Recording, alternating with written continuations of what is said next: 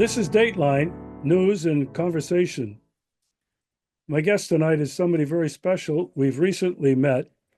And in order to do justice to this woman, I've got to be a little more formal and read a bit about who she is and her background. She is an administrative director and a United Nations NGO representative for the International Union for Land Value Taxation. We're going to be talking about that tonight, where she helps administer land value tax implementation projects on all 5 continents.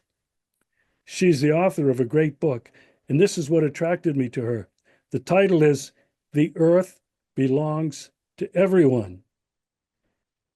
Now, she's also initiated tax reform legislation in her home state that passed with a nearly unanimous vote, enabling nearly 1,000 towns in Pennsylvania to shift their tax base off buildings and onto land value.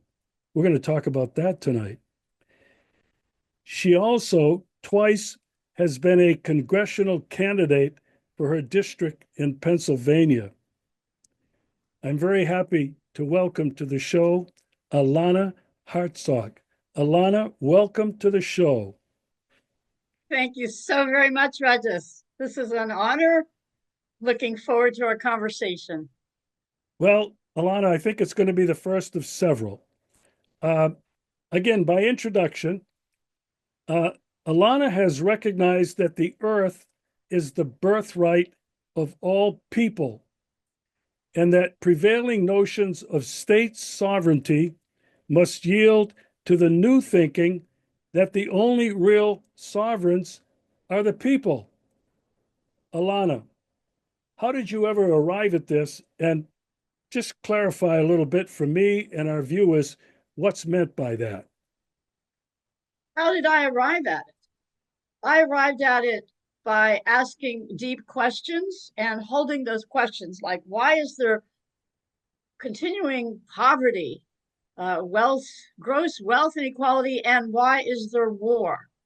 So as a young woman, I held these questions, and if you ask the right question, the answer will appear.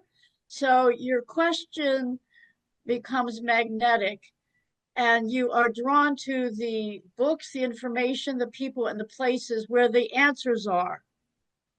So long story short, I found a flyer on a telephone pole in San Francisco.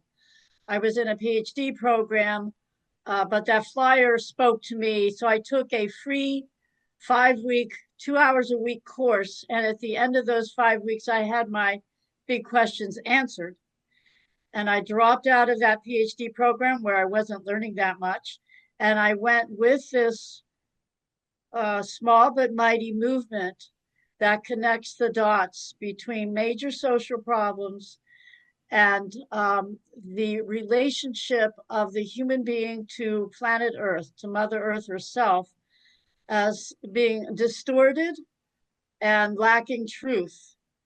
And from there, I was led within that movement to understanding the key importance of taxation policy, public finance policy, and addressing these problems at their source.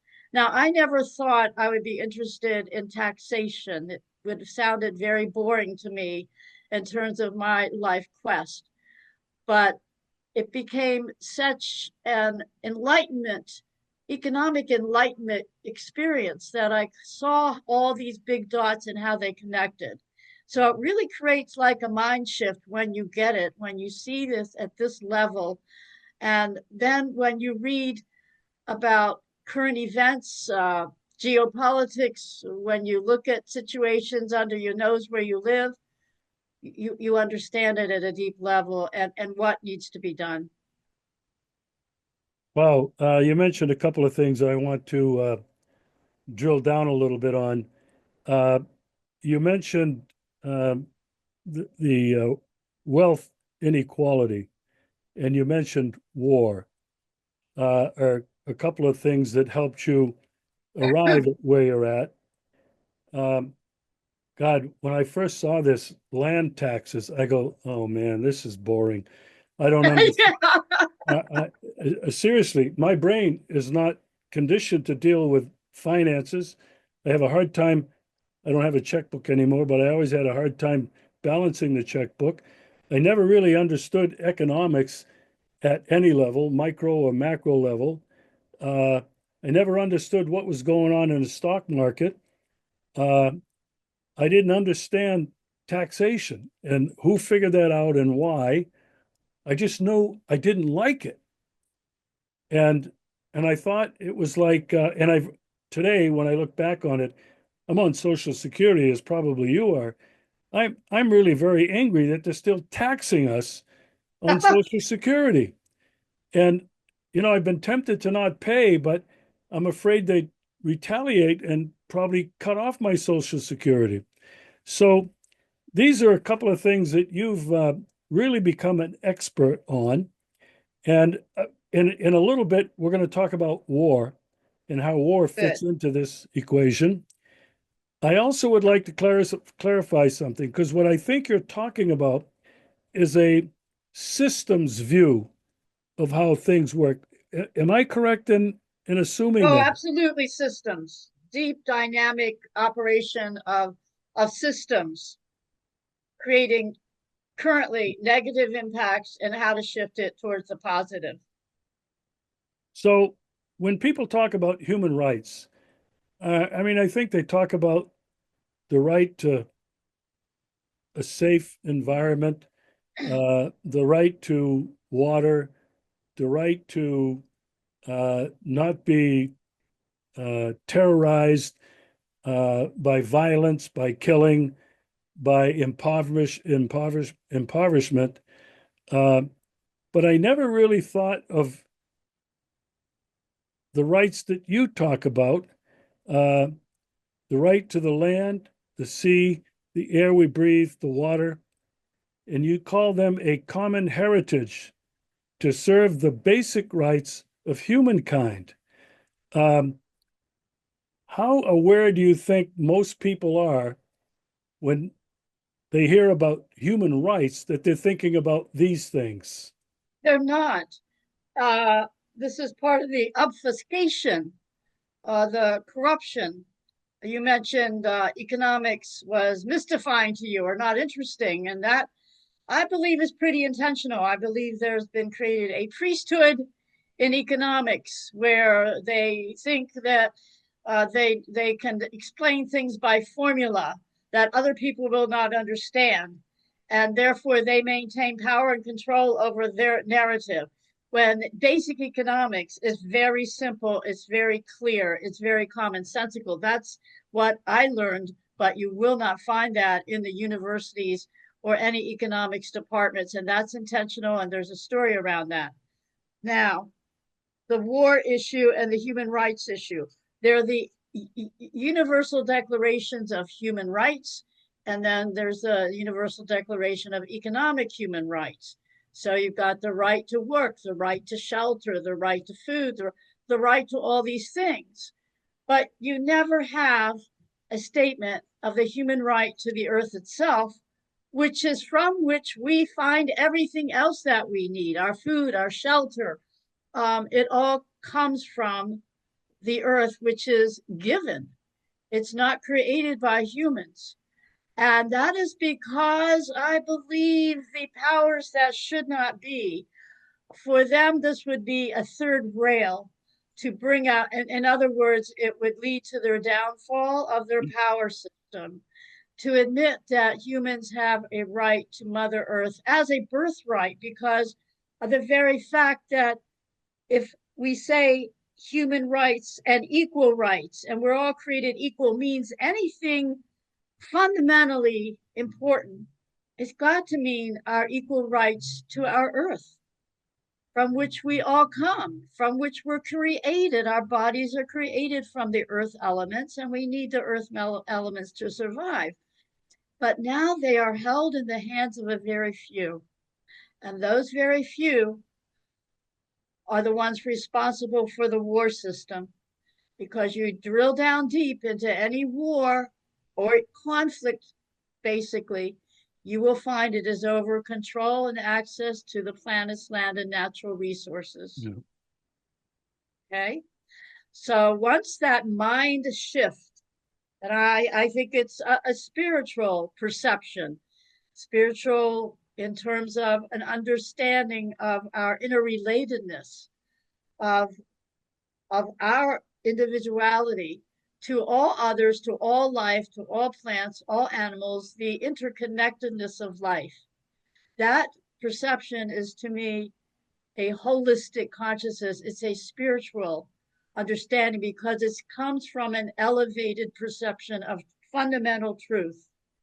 And a most fundamental truth as a first principle. First principle is the rights to the earth as a birthright. Now, when I've talked about this and I've asked, after stating that principle, I've asked, who would be against this human right to the earth? No one says they would be against it because intuitively it's a yes.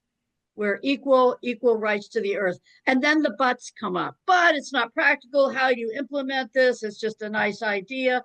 That's when you have to build the foundation of the practical policies based on the human right to the earth, which are also clear. So, as a theologian, one of the impediments to recognizing that we are part and parcel of the earth is the book of Genesis, the chapter on creation, where it says that God created man and woman and placed him in dominion over the earth. And this, I feel, is one of the root causes for the system that's evolved over many thousands of years, thinking that we are something above creation and not a part of. I'm going to want your opinion on this and what I'm going to say next. It was many years later in my life that I worked on the Hopi Indian Reservation. Ah. I was a consultant, and I was hired by their government, United States imposed government, to help them improve their efficiency, their effectiveness. And I worked there for almost 5 years in northern Arizona. I lived in Phoenix at the time. And I came to understand that the Hopi, and really all of the primitive peoples, consider themselves not above creation, but part of it.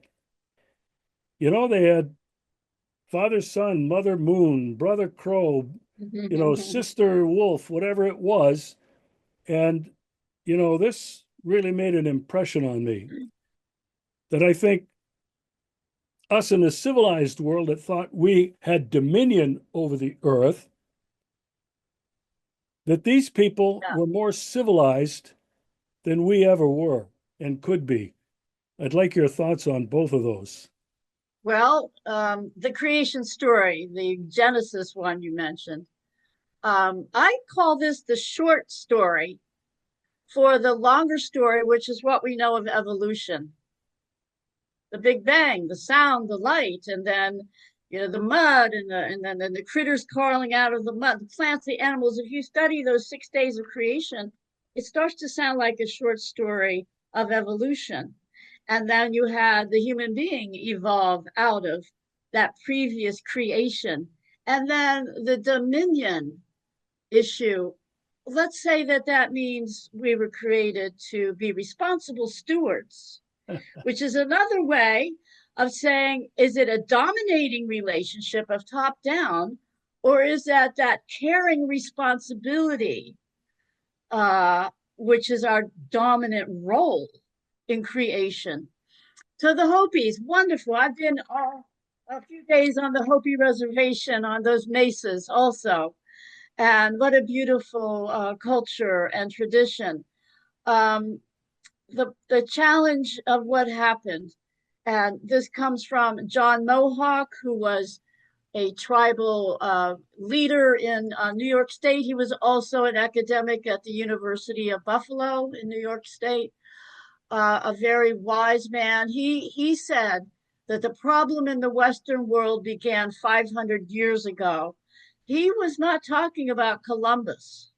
He was talking about the enclosures that happened in Europe when the common lands, and during the balanced period of feudalism, the common people had access to the fields and to the water and everything that they basically need, and they only had to work 2 weeks out of the year for the protective system of the barons and the king. 2 weeks. Now imagine all the months we worked to pay our taxes. They only were working for their protection 2 weeks out of the year.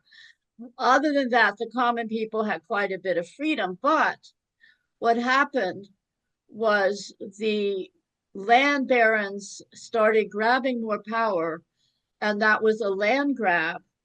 And they began to push the common people off of the common lands, and they enclosed those lands as their private property.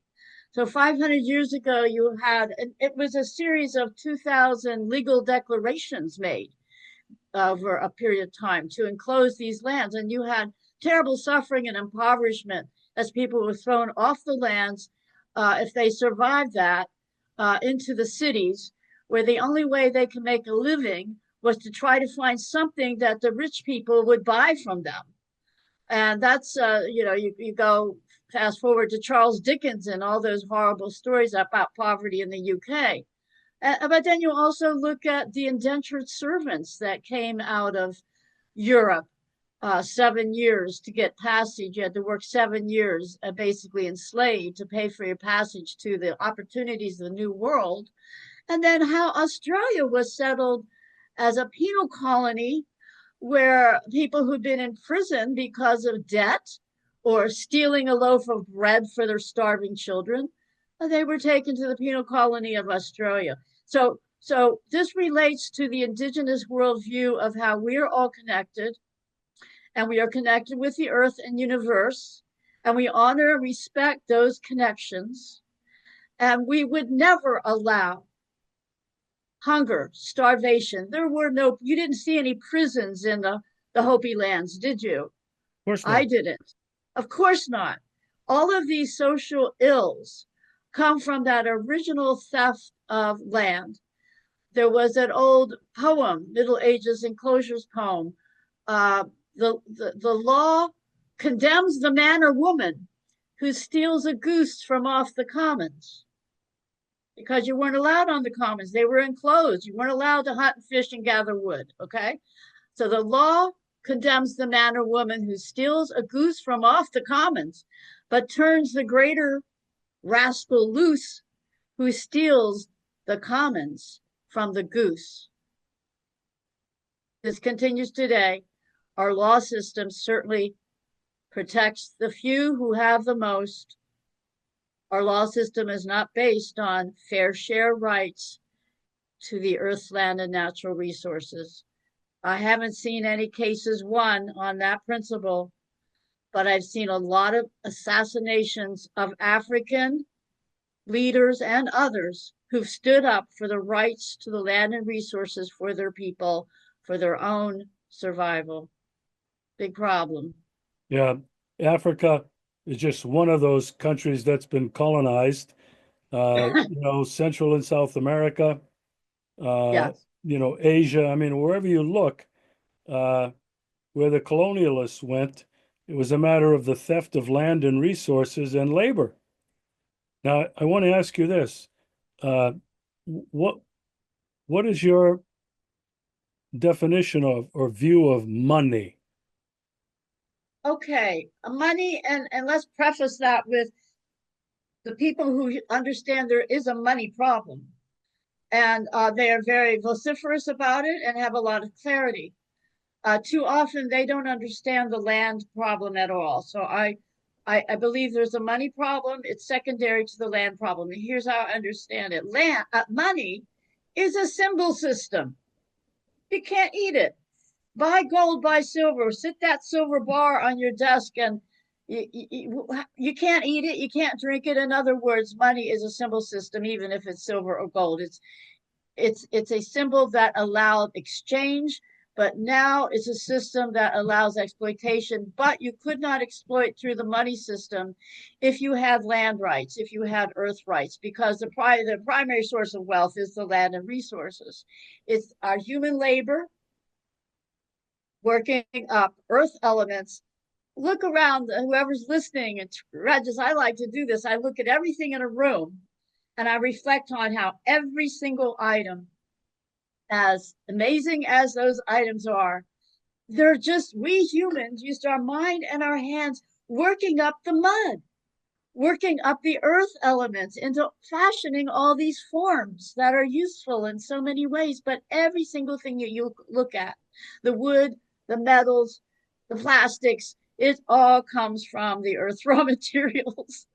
So the land problem in solving that, in which we currently make land an object, a commodity, a buying and selling commodity, a speculative commodity, a land hoarding for future profit commodity. This is all corrupt.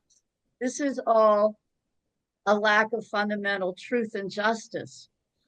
So the land problem is very important as solving the land problem, as Leo Tolstoy said. Now, at some point, we'll talk about the Russia-Tolstoy connection and the Tsar and so on.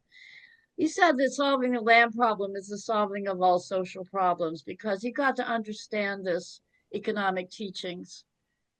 You know, it made a lot of sense to him, and he was promoting it, as have people worldwide once they understand it. So when you understand it, then you become kind of charged with a mission. And the mission is to educate and enlighten others and to work with these very, very practical earth rights policies connected to taxation that will solve so many social problems. So that's my answer to what I think of the money problem. I mean, when land is enclosed and you have to have money to buy it, and your wages do not keep up with the price of land, the price of housing, you have, or if you want to start a business and you can't save from your labor wages to start a business, then you have to borrow. So let's look at the mortgage system. Mort is death. Gauge is like you're engaging with death when you're getting into this usurious debt system where one hand is working to pay off the debt. So because land prices keep going up faster than the return to wages, and this is an economic called the law of rent, which is not taught in the universities, but is essential to understand, that land value goes up faster than the proportion going out as wages. So thus housing prices go up faster. Thus, two people now have to work to buy a house, whereas when I was a kid, my father could buy a house on his work wages. My mother didn't need to work. That was true of many people in the 50s and even into the 60s. So the usury that then those who have accumulated surplus profits and unearned income from land and resource control, they have surplus money. They are usually the ones that establish the banking system. So that's, you have to go to the banksters to borrow the money at high interest rates. So you enslave through money. But the symbol system enslaves us, but the fundamental slavery comes from the distortion in the human relationship to the planet itself. Okay, so I've been trying to understand money and value, and today a lot of people put a lot of value on money. How much money do you have? When I've really come to the understanding, and I want to know how you feel about it, that real value, I think this is what you're saying, is created by people, by us, out of the elements of the earth. Is that a fair statement? That's absolutely fair and true. Okay. Now, listen, this is why we didn't have land reform after the Civil War.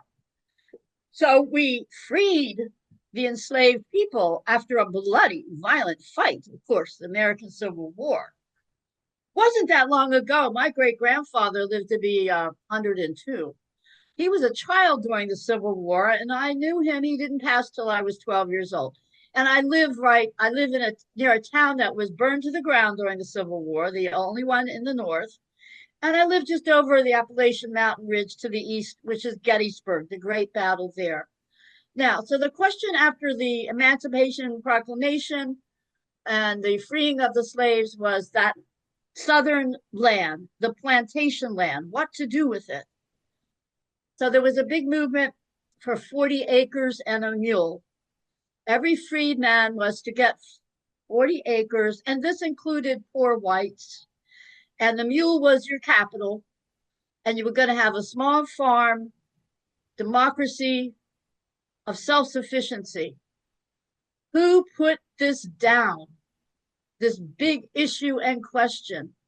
Well, I'm looking through archives one day in Philadelphia in a library, found an old book, detailed the conversations at the time. It went like this. The northern factory owners said, well, if we give people in the South land, how about people in the North might start thinking that they should have some land? And if this caught on to the North and people got land, we would lose our what? Factory workers, our wage slaves. So they're the ones that put the kibosh on the land reform for the South, because people with access to land can always self-employ at the most basic level. You can take this job and shove it. And therefore, wages will stay as high as possible because you have an alternate to wage employment, slavery, which is a beautiful self-sufficient homestead. And there are movements for community land trust, for homesteading. In Russia, there's the beautiful Anastasia movement, the Ringing Cedars people, where Russia, in fact, has been giving away land for people to move from the cities and settle in these homesteads. I love it. It's a beautiful movement in Russia, but it has its counterparts. But it's difficult because the system right now is still swayed towards the old land system of buying and selling and commodifying land. And those people, those few, control quite a bit of our political systems around the world. All right, here's the real big question now. Oh boy.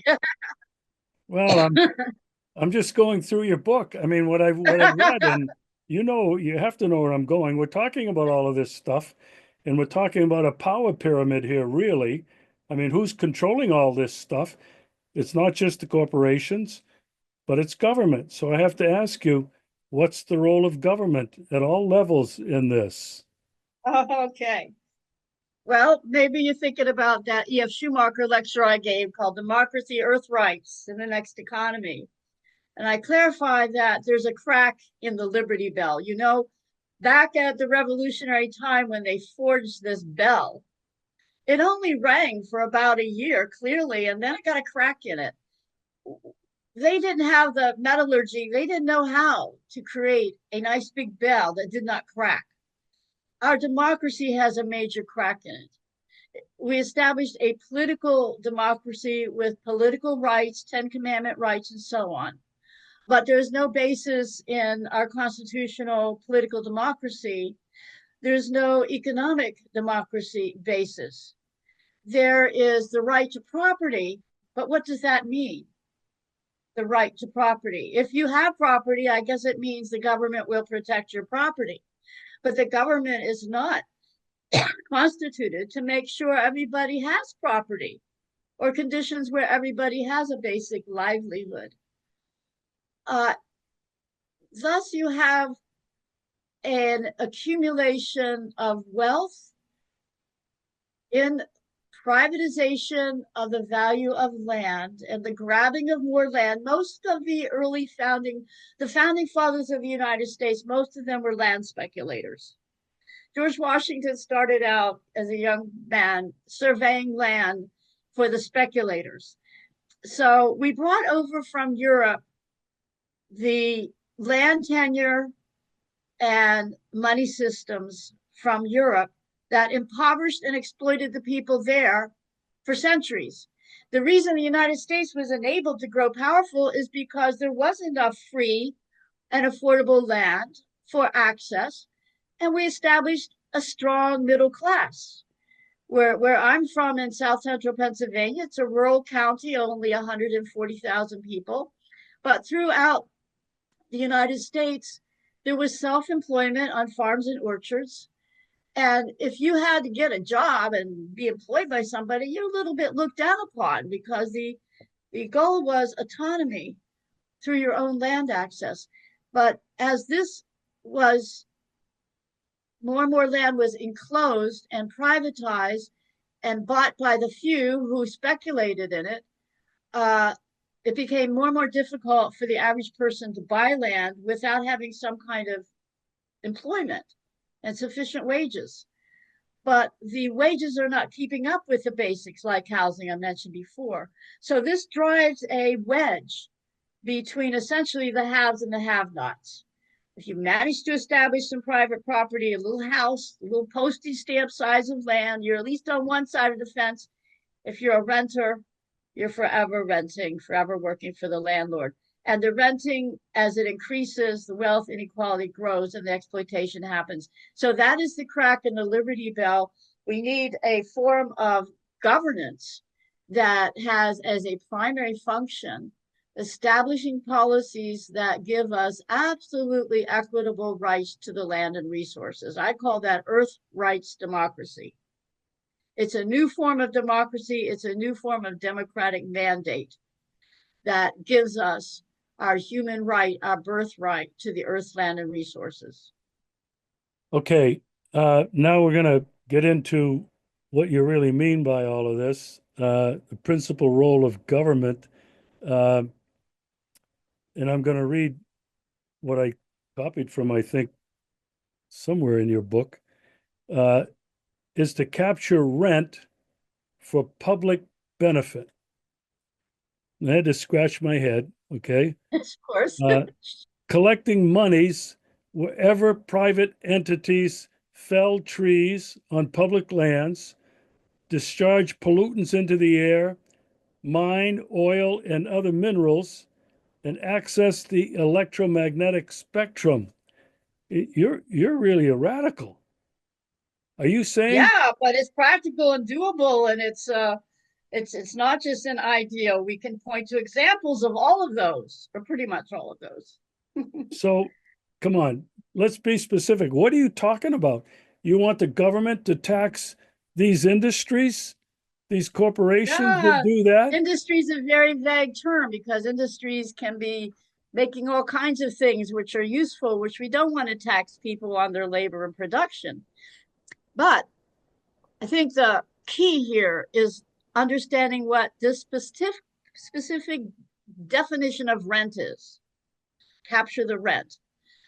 The backstory here is that the classical economics had three terms: land, which meant all the earth, labor, and capital, which meant tools to produce more wealth, like a shovel or a hoe or a hammer, tools that we help us produce wealth: land, labor, and capital. Henry George, political economist, came along in the late 1800s, born in Philadelphia, had questions around wealth inequality and poverty, found himself impoverished in San Francisco, was tenaciously, again, trying to understand why, as a community grows and develops. And he saw this wedge happening in San Francisco from this early village of pretty equal people, equal economically, to now the rapid development of San Francisco, and then the rapid growing of a wealthy class and a poor class. So he discovered what is really perennial wisdom teaching, but he discovered what we've been talking about, that you can't treat land like a commodity for speculation. You have to hold it for equal rights to the earth. So he wrote a book called Progress and Poverty, published in 1879. And the only book selling more than Progress and Poverty for years was the Bible. It launched him to fame, to a populist movement. He was lecturing around the country. He was lecturing in Ireland and UK and Australia and New Zealand.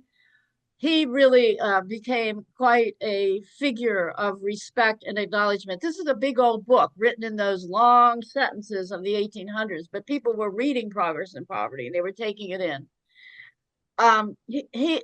He ran for mayor of New York 2 times. That's another story what happened there. But in other words, he was as influential and well known as Thomas Edison, Mark Twain. He was one. They were making Henry George cigars. I mean, they were putting Henry George up on barn and billboards. Why has no one heard of him? Because he had formed a very popular movement for the policies of shifting the taxes off of labor and production and onto this land rent. Now, the rent is the money, the wealth that accrues to the ownership of land and resources. That's a separate factor. The return to capital is what we would know of, well, it's interest. The return to wages, to labor is wages. But the rent is created by the community based on land and natural resources. That is the specific important meaning of the land rent or the economic rent. If it's privatized, it's an unearned income. It's a commons. It's a community created value that accrues to land and resources in a complex economy like ours. Whereas in indigenous economies, they had ways that they fairly shared the land and resources in their territories. That was easy to do in a very basic, simpler economy, but in a complex one like ours that uses money as a measure of value, the value of the land keeps increasing. That value is created by the community. It belongs back to the community. So we want to shift the tax base to the commons rent. What happened was the movement became sufficiently powerful that it became a threat to the elites. And the elite rule system of tremendous wealth concentration at the top. What do we have? Like 3 multi-billionaires in the United States have as much wealth as the bottom 50%. 70% of the population doesn't even have $1,000 in savings now. They're living hand to mouth. So the elites paid to form schools of economics in University of Chicago, Columbia University in New York, and a couple of others. And they established neoliberal economics, which is only 2 factors, capital and labor. The factor land, which means the earth itself, was made a mere subset of capital. So you, in economics, in schools, in academia, you never know anything about what I'm talking about. It's been obfuscated, obscured intentionally. There's a whole book written on this. It's called The Corruption of Economics by Dr. Mason Gaffney. It's very clear what happened. I consider this the intellectual crime of the last century, Regis. I believe had this understanding of how to have a fair economy and society and justice had come forward, that we would not have had these horrific wars of the last century. So it was an intellectual crime that obfuscated the truth around economics, justice, fairness, and distorted it so that this elite rule system, which means gross wealth inequality and war, was enabled to continue up to this very moment. Okay, I'm following you, and I think I'm following you.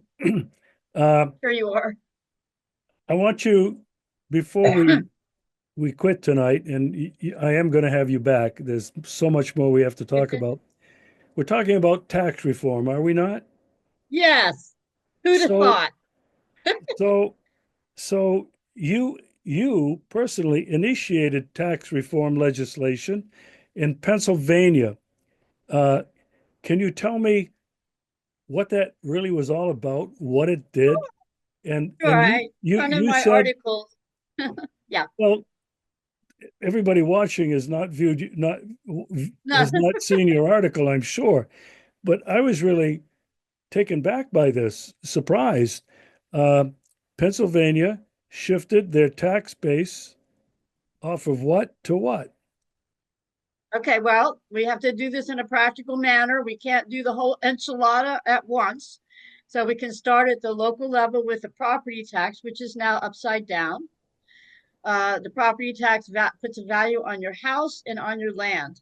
The land is under assessed usually, and the house comparatively over assessed. They add those two together. So when you pay your property tax, you're mostly taxing on your building or your house. And when you fix up that house or building, hey, you're supposed to report it or it gets valued upward. And now you have to pay more taxes. So it's a disincentive to fixing up your house or creating more housing. And it's a incentive to hoard the land, to speculate with the land. So when we shift it to land value, there's no more incentive. You can't profiteer in land because that unearned income goes back to the community. What you labor and work for, building a house and so on, is yours privately. So we start with that property tax reform, Regis. So I had learned about this economics in California.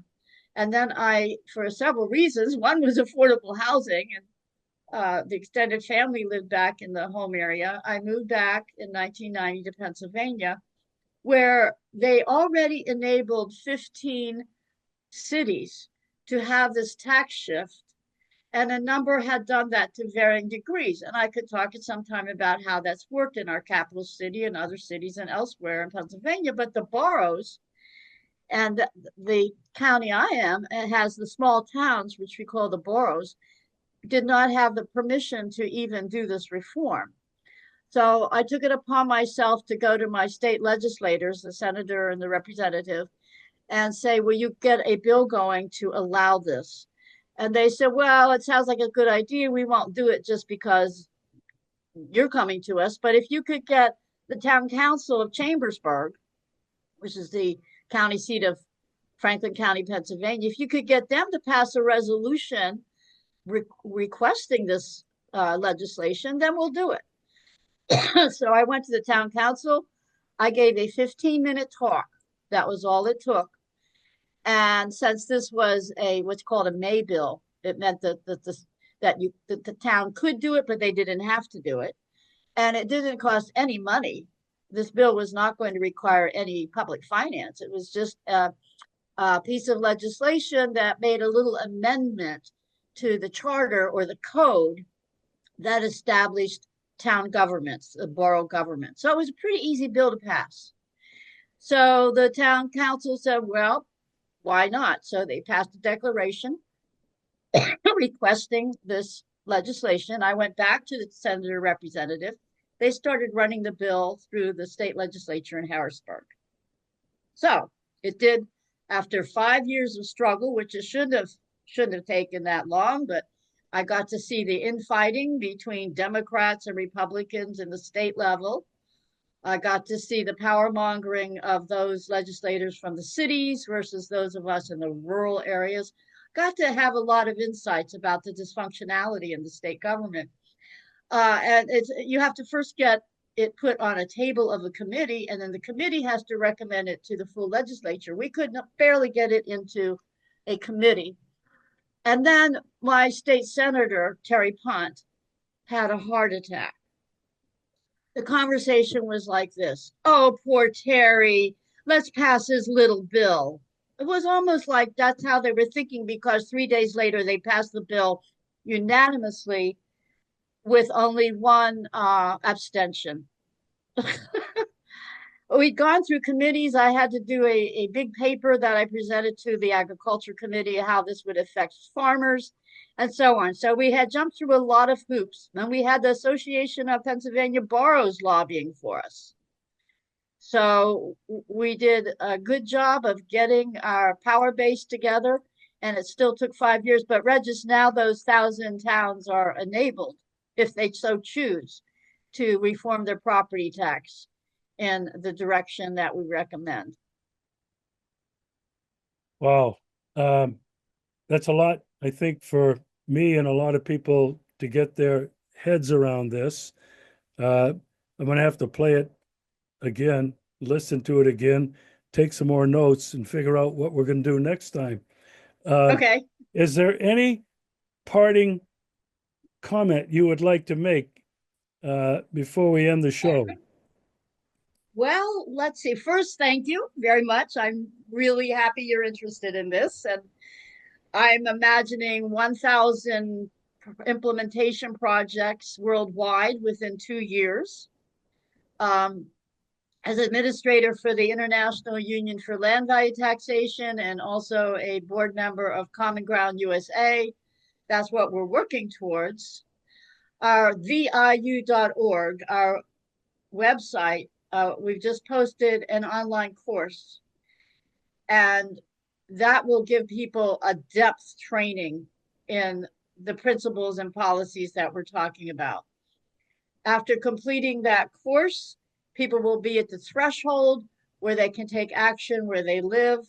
And then I'm committed to increasing a fundraising effort that we can expand our small grants program, because we want to financially, at least with a bit of money, empower people to work on implementation policies. So that's something people can do. It's a free online course at viu.org. And I will post that in the description along with your bio and all of these uh, web platforms that people can continue to learn and to look for you. Alanna, Okay. this has been a real pleasure and a joy. Uh, I'm very pleased to meet you. And obviously, there's a lot more we need to talk about. Good. Thank you.